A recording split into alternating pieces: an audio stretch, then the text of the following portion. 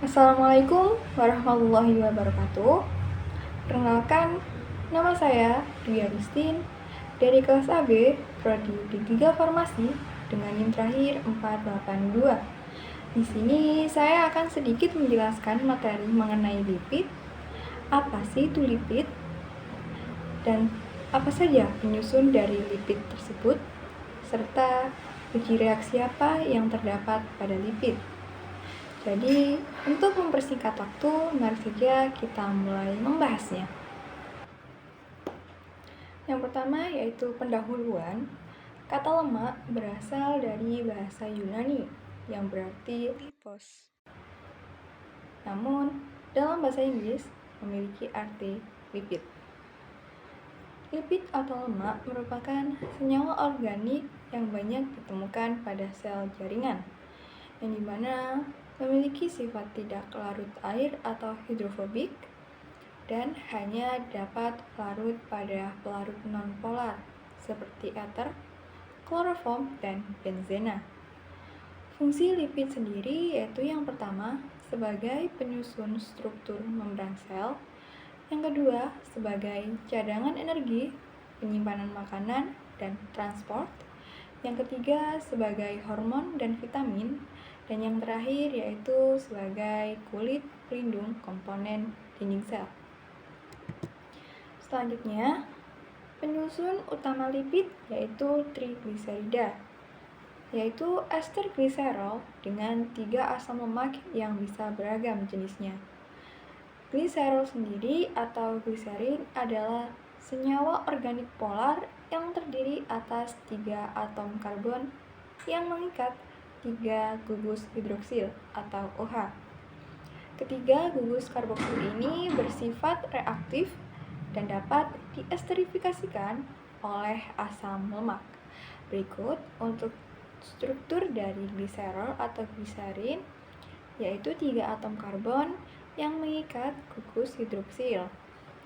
Selanjutnya di sini ada struktur trigliserida, yaitu gliserol dengan 3 macam asam lemak bisa sama atau bisa berbeda, kemudian akan menjadi trigliserida dan menghasilkan 3 molekul air. Selanjutnya yaitu untuk asam lemak.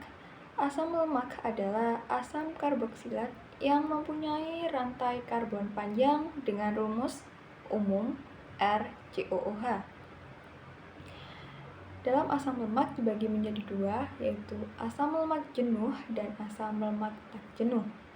Asam lemak jenuh adalah asam lemak yang semua ikatan atom karbon pada rantai karbonnya berupa ikatan tunggal atau jenuh. Contohnya seperti asam stearat. Sedangkan asam lemak tak jenuh yaitu asam lemak yang selalu mengandung satu ikatan rangkap atau lebih. Contohnya asam oleat dan asam linoleat. Sebagaimana untuk struktur dari asam lemak jenuh dan tak jenuh ada di bawah. Yang pertama ada asam stearat yang hanya memiliki ikatan tunggal yang termasuk dalam asam lemak jenuh. Dan yang kedua di sisi tengah ada asam oleat memiliki satu ikatan rangkap sehingga termasuk dalam asam lemak tak jenuh. Dan asam linoleat yang memiliki lebih dari satu ikatan rangkap, yaitu ada 2 ikatan rangkap pada strukturnya yang termasuk dalam asam lemak tak jenuh.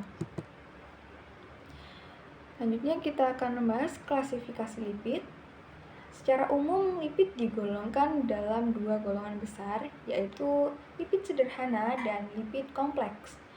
Lipid sederhana adalah ester asam lemak dengan berbagai alkohol. Contohnya lemak, minyak, dan waks atau malam. Sedangkan lipid kompleks yaitu ester asam lemak yang mengandung gugus-gugus selain alkohol dan asam lemak. Contohnya fosfolipid dan glikolipid. Jadi yang membedakan lipid sederhana dan lipid kompleks yaitu pada lipid sederhana mengandung berbagai alkohol. Sedangkan pada lipid kompleks mengandung gugus lain selain alkohol dan asam lemak. Kita akan membahas lipid sederhana terlebih dahulu, yaitu yang pertama ada lemak. Lemak adalah turunan karboksilat dari ester gliserol yang disebut gliserida yang berupa trigliserida atau triasilgliserol.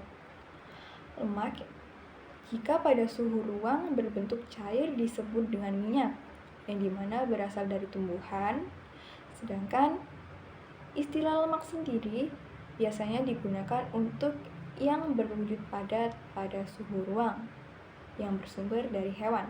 Lemak yang mempunyai titik lebih tinggi mengandung asam lemak jenuh, sedangkan minyak mengandung asam lemak tak jenuh karena memiliki titik lebur yang relatif rendah. Berikut untuk contoh struktur lemak dan minyak. Di sini ada gliseril tristearat, yang dimana gliserol berikatan dengan asam lemak hanya memiliki ikatan tunggal, termasuk dalam lemak dan termasuk dalam asam lemak jenuh. Sedangkan di sini ada struktur minyak kapas, memiliki 3 ikatan rangkap yang termasuk dalam asam lemak tak jenuh.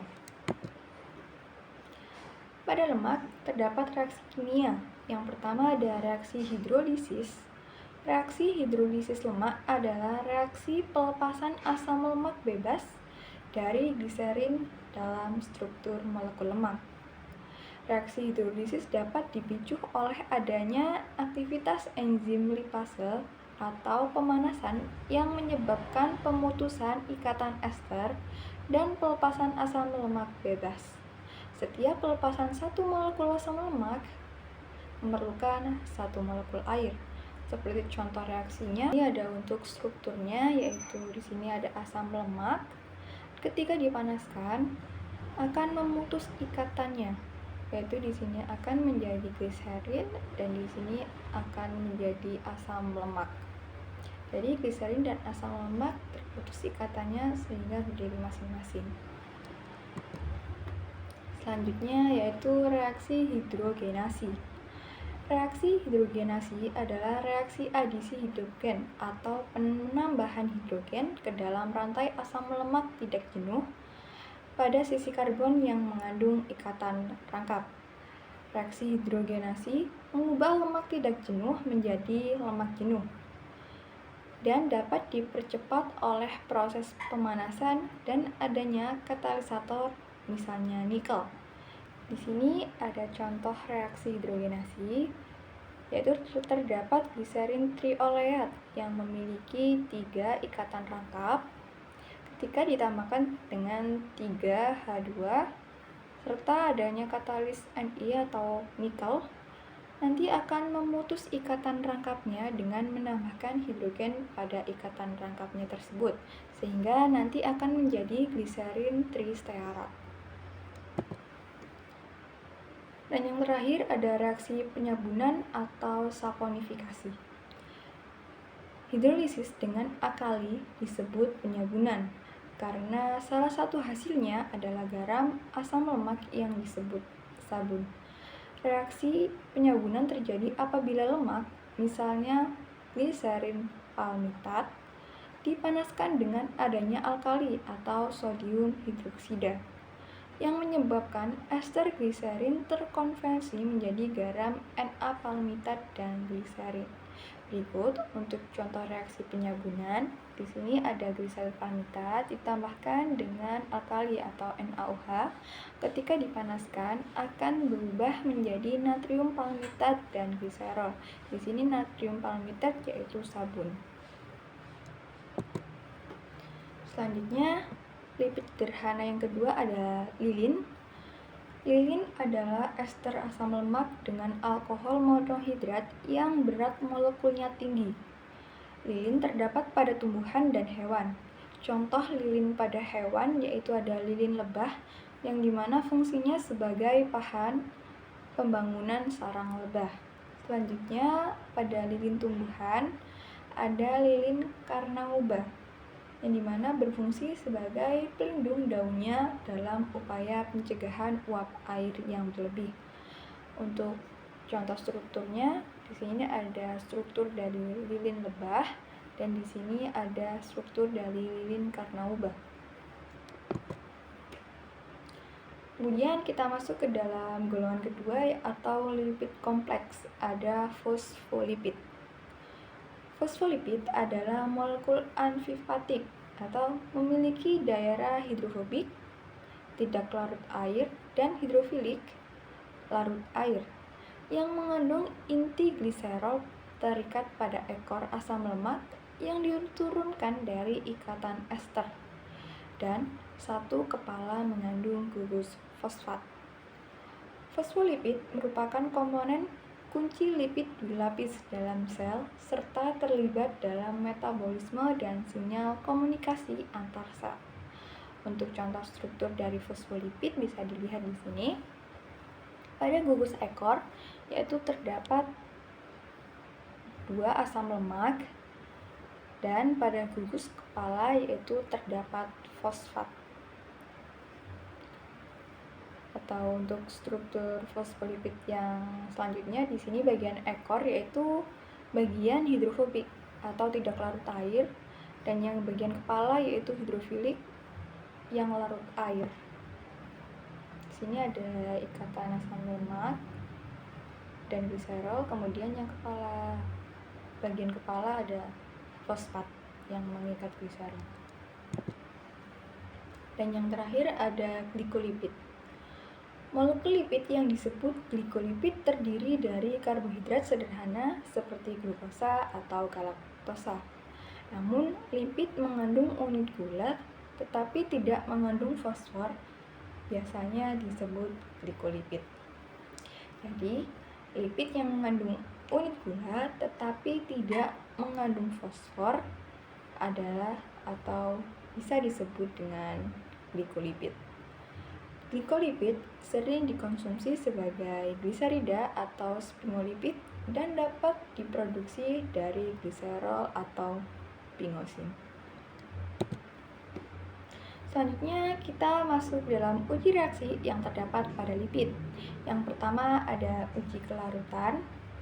Prinsip uji kelarutan berlandaskan pada kaidah yaitu like dissolve like, di mana senyawa yang bersifat polar akan terlarut dalam pelarut polar, begitupun sebaliknya. Senyawa yang bersifat nonpolar akan terlarut dalam pelarut nonpolar. Uji kelarutan merupakan uji yang dilakukan untuk melihat dan mengetahui bagaimana sifat dari lipid atau minyak yang merupakan molekul nonpolar yang hanya dapat larut dalam pelarutnya, di mana seperti kloroform, alkohol, metilen, dan eter. Jadi misal minyak dilarutkan dengan air tidak akan terlarut karena sifat dari minyak sendiri yaitu nonpolar, sedangkan air merupakan polar yang tidak dapat terlarut sempurna. Ketika minyak dilarutkan dengan pelarut nonpolar seperti eter, kloroform akan menjadi pelarutan yang sempurna. Selanjutnya ada uji ketidakjenuhan. Uji ketidakjenuhan digunakan untuk mengetahui asam lemak yang diuji merupakan asam lemak jenuh atau asam lemak tak jenuh. Di sini reaksinya yang digunakan adalah iod Hubble digunakan sebagai indikator perubahan. Reaksi positif nanti akan ditandai dengan timbulnya warna merah muda, lalu ketika didiamkan akan berubah kembali menjadi warna asalnya atau menjadi bening. Contoh reaksinya pada reaksi ketidakjenuhan di sini ketika ada asam lemak dengan satu ikatan rangkap yang dimana termasuk dalam asam lemak tak jenuh, ketika direaksikan dengan I2 nanti akan memutus ikatan rangkapnya dan I2-nya akan berikatan dengan karbon masing-masing.